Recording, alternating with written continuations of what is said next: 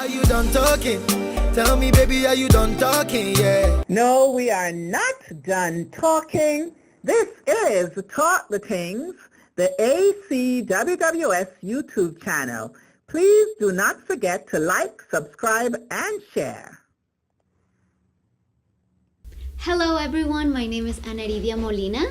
And I am Asa Weir-Soley. Welcome to our channel ACWWS Talk the Things. Today we have with us the fabulous Fabienne Josaphat, author of Dancing in the Baron's Shadow. Fabienne was born in Haiti and migrated to the U.S. in 1998. She completed high school in Haiti and received her BA in English from Barry University and her MFA from Florida International University in 2014. Yes, thank you so much once again for being here. It is so awesome to have you. So let's start off. How long have you wanted to be a writer for? Well, I'm going to say as long as I can remember, because I started to write when I was very young. I remember that I would rewrite stories that my parents would read me. If I wasn't happy with the ending, I would just take the story and rewrite it. So as my memory of writing goes back really, really far. But I think that I made the conscious decision that this was something I was going to actively pursue once I started going to college and I started exploring what literature was and what writing was, and that I could actually make possibly a career out of it.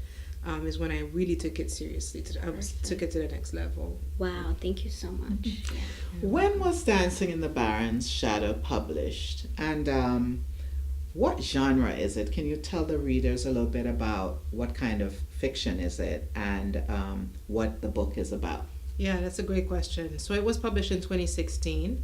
And in my mind, Dancing in the Baron's Shadow is literary fiction, but it's historical, right? Because I'm basing the story on a backdrop of history in 1965. And there's a lot of historical context, a lot of research that I had to use for the writing. But I like the question because I was talking to a friend of mine who had remarked that the novel, having been translated in French, demanded for me to go to do some readings in France, and over there they're actually calling it a thriller. So the genre reads differently. People read it differently, I realized. So that was interesting. Or at least they're calling they consider it to be noir / thriller, you know. Yes. So I could see that. So to answer your question, it's really historical fiction, but I think it does have elements of noir literature or thriller in the sense that it's a very fast-paced story. Yes. Definitely. So and it's a story about two brothers living in Haiti at the time of the dictatorship of Papa Doc in 1965, and what that meant for each of them, and how they each get involved and caught up in the system of oppression, and one of them gets imprisoned. He becomes a political prisoner, and the other brother has to figure out how he's going to be able to help, even though he doesn't have the means. Yes, I got to tell you, my favorite brother was Raymond. Yes. So the book has been translated into French. We need to get it in Spanish as well for our Spanish viewers, definitely. Yeah. So in our Caribbean Women's Writer class, we are reading Danticat's book, Create Dangerously. Do you, Fabienne, create dangerously? I like to think I do. As a matter of fact, I was actually doing a reading of this book, and someone came to greet me at the table after the reading, and she picked up the book. I think it was her first time looking at it, and just the cover alone was frightening to her. She said to me, "Wow, you're brave."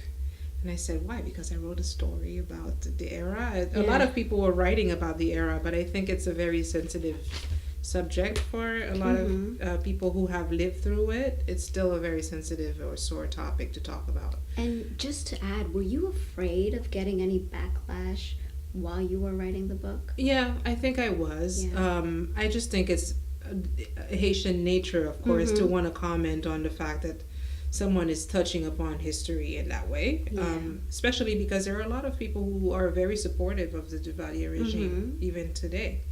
So I went through a period where I definitely thought about the fact that I might get backlash, but I didn't want to let that stop me, because I think it's a period of history that we need to address, talk about, and talk about what it meant for the people who lived it, who suffered from it. Yes. So I guess in that sense I did create Dangerously. Yes. Well, thank you for doing that, Yes. because I know I, for one, heard a lot about Papa Doc and Baby Doc when I moved to New York in 1983. Yeah. And I wanted to know a little bit more. And I think I discovered a lot more about the era and what was going on in Haiti at that time from your book than I actually did from historical accounts. So thank you for taking You're welcome. that chance to create Dangerously. In addition to being a writer, I know that you're also a mom, you're a freelance translator, you're a college professor at times. And how do you juggle all of these roles and still find time to write? I have to make the time somehow, and it calls for sacrifice.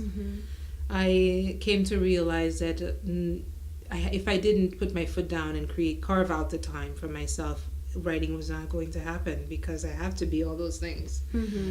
So sometimes what this means is I have to get up before everybody else gets up, and if I have to wake up at 5 or 4 in the morning, I do it, just so I can have those 2 hours for myself and feel like I'm writing.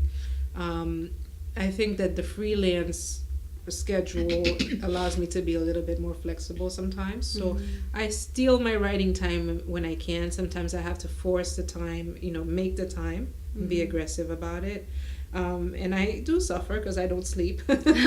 But I figured I can sleep after.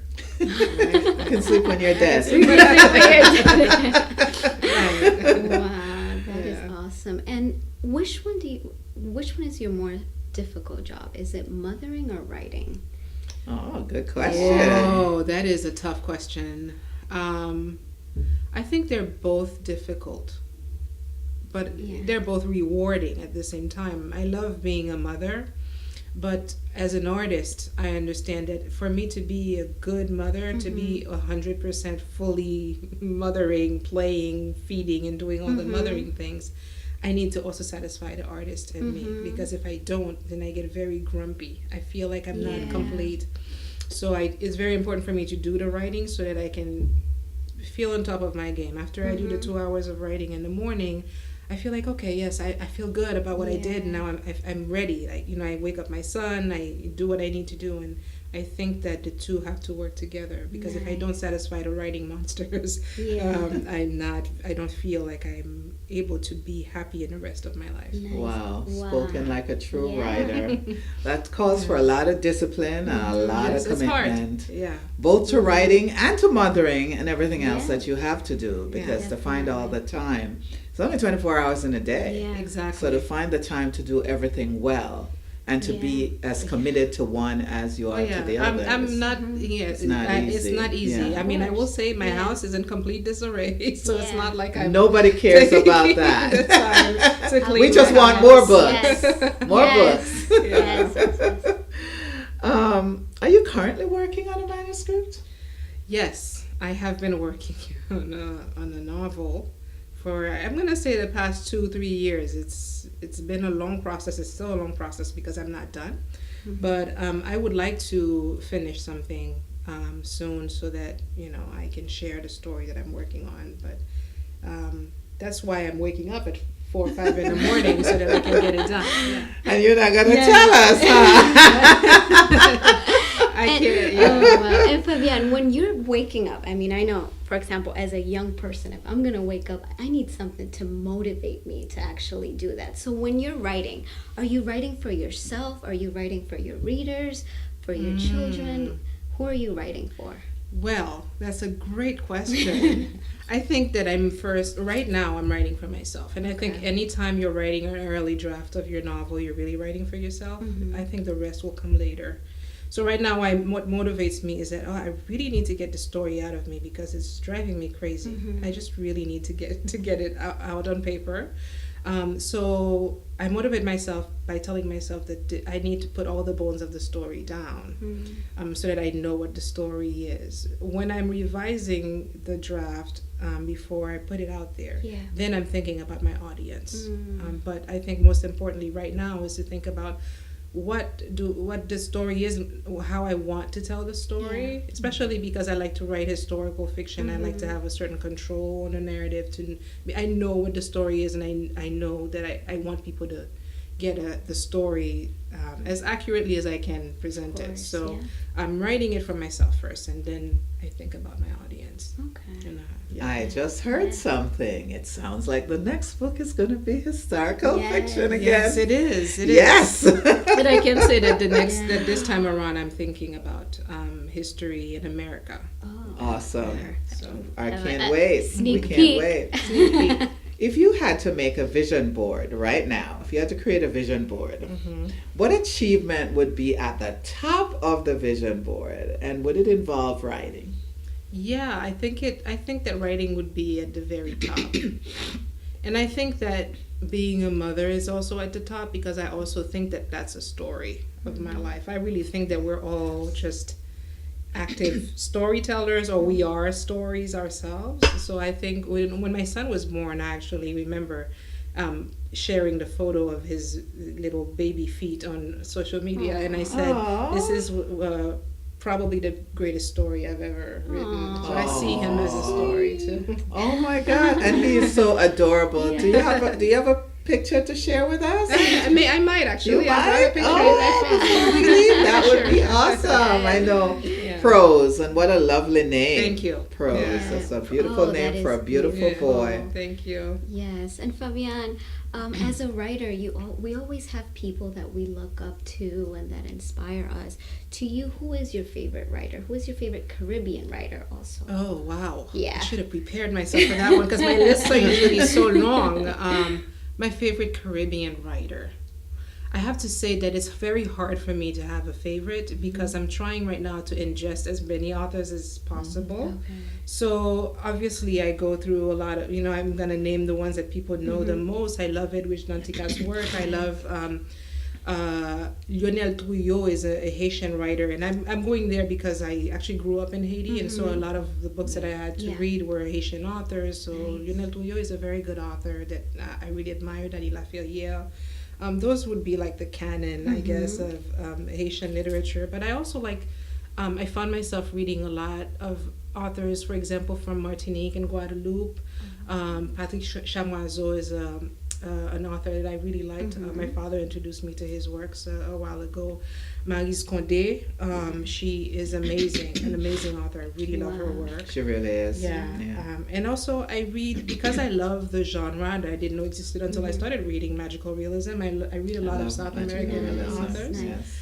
The obvious Isabel Allende and Gabriel Garcia Marquez and George Amado. I really love the genre, so I find myself reading a lot of these books. And we're going to have all of those names for you guys, so make sure you subscribe and below. Yes. Yeah, sure. Definitely. Thank you so much. That's a great list. It is a great list. Yes. I also think it's pretty incredible that you can say of your education in Haiti that most of the authors you read in school were Haitian writers, because that was not my situation at all. And I'm older than you, so I was born in Jamaica a few years after independence, and most of the writers that I read were not, maybe for that reason, right, were not Jamaican. Well, I also read a lot of French authors. I think it's because of the colonization and the history of where you are. You end up absorbing a lot of that literature as well. So I read a lot of French authors too. But I think I'm of the opinion that we should broaden what we're teaching in those schools, even in Haiti, because what I do know that I miss, I don't know if I can say this, is I miss African American literature, because I had to get that on my own when I came here. We were not really reading Toni Morrison or Baldwin, and I think that I would like to see that change. Yes. Do you write in other genres besides fiction? I do. I actually published essays, so I find myself writing a lot of nonfiction, creative nonfiction. So I write a lot of personal essays, and also write a lot of poetry. Although lately I haven't really found myself doing a lot of poems, but I've published poetry as well. So I do these three genres. I've written screenplays, so I have a little bit of experience in writing screenplays too. Yes. And I would like to experiment sometime soon with writing a play, perhaps. That would be awesome. Yeah. That would be great. I find myself really loving plays. And I think you've mentioned when I met you the first time in one of our classes that you actually started Dancing in the Baron's Shadow as a screenplay. I did, yeah. Yes, and a novel, before it became a yeah. novel, it was a screenplay. And I think the screenplay was a very good start because it gave me the skeleton, and I was able to build upon that to create a novel. And it also created this really fast pace in the beginning that Exactly. just grabs you and holds right you. away. Yes, Yeah. right away. Yeah. That's right. And can you read something for us? Sure, Oh, sure. thank you. I can, yes. I have, can I borrow this Yes. here? I'm going to read a section of the book that's really about our main character, Raymond. And in this section, he's talking to his wife at the table. This is very early, so it gives us a sense of what's the tension is between Raymond and his wife. Raymond seldom raised his voice. He brought the soup to his lips quickly, as if to swallow the anger churning inside. He gulped spoonfuls, even though he was no longer hungry. It was impossible to ignore Yvonne. She was there, boiling with need and despair, and he felt it. He understood it. He smelled the permanent odor of laundry soap and ammonia that clung to her skin as she rubbed her temples with impatience. She sighed. Well, we're going to be beggars at some point. Might as well beg from your family. Their eyes finally met. She grabbed hold of his fingers. Raymond, listen to me, she said slowly. You've been pushing the same old car downhill since I met you. I just don't see how things can get better for us if you can't provide for our children. If you won't ask your brother, then maybe I can talk to Eve. Absolutely not. She paused. Raymond noticed her nostrils switching as she pulled her hand away. He continued to eat in silence, hoping she would drop the subject, but she cleared her throat. Well, then I'm going to have to take the kids l'au. Raymond's spoon clattered against the edge of his bowl. Not that again, he howled. My kids are not getting on a damn raft to Miami. Just last week I heard another story. 12 families piled inside a rickety tugboat that started to sink. The captain threw them overboard. You really believe those stupid stories people tell you? That money there comes easy? You think you're just going to walk off the boat and start picking money off trees like mangoes? Yvonne shook her head. I'm a hard worker, she said. Well, so am I, Raymond replied. But I'll be damned if my kids end up in the belly of a shark. Wow. Yeah. So there you go. Yours. Pick up your copy of Dancing in the Baron's Shadow. It's an exciting ride. I have another question for you because we really, part of the purpose of putting together this channel was to make sure that we could encourage young scholars and writers to join a community of, join the Caribbean community of writers and scholars. And so I want to talk to them a little bit today about mentorship. And I want to do that by engaging you in a conversation about who your mentors have been in the writing world. And can you talk about the importance of mentoring to young writers and scholars? Yes. I am appreciating the need for mentorship now. I wish I was more aware of it in the past. But I think that I've been thinking about this a lot. I think my first mentor really was my father, because he spent a lot of time, even if he didn't talk to me about books, he spent a lot of time giving me books to read, and he had a good library full of books. So reading was very important. I think that's where the mentorship starts, is setting the example that what you really need to learn and understand the world is in books. And I think that was my first foray into being mentored in that route. But as I came here and started to read a lot of novels and started to take writing seriously, I decided to do my MFA. And a lot of people were encouraging me in the program, my mentors in the MFA program, like Les Deniford and Lynn Barrett, a lot of them spend a lot of time coaching me, and I think it's interesting. It's important when we find that someone takes writing seriously to coach them, because it makes the difference. I think that without mentorship, sometimes we feel sort of lost, and we want the validation that, okay, I think what I'm doing is right, but is it? Yeah. Who can tell me whether this is right or not? And that's what I actually got from the MFA. I'm not saying this is everybody's experience, but for me, I thought that it was interesting. But also, it wasn't just the MFA. I think what was also helpful was me being curious about knowing whether there were other people out there who were doing this. So seeking out a community and connecting with other writers is also part of mentorship, because they're here, we're all connecting and offering each other feedback on the work and promoting each other and finding, writing contests or journals.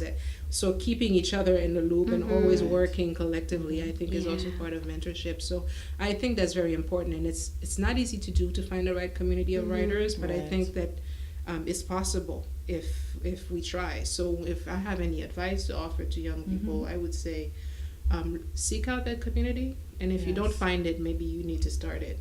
Wonderful advice. That is wonderful. It is so important to live in community and to share and surround yourself with those kind of people that are going to help you and push you as well. Yeah. And to know that you, as the mentee or the potential mentee, also has a responsibility. Right. And that mentoring is actually a two-way relationship. It's not a one-way relationship where you get poured into alone. It's a two-way relationship where you have certain obligations and responsibilities towards yourself and towards your mentor and towards the relationship, just to strengthen it as well. Because I find that a lot of young people aren't conscious that they have a role to play in that they complain sometimes that they're not getting mentoring, but they don't see the importance of, for example, showing up on time or making an appointment when keeping an appointment that you made with your mentor, and also showing up for your mentors when they're reading and publishing. Exactly,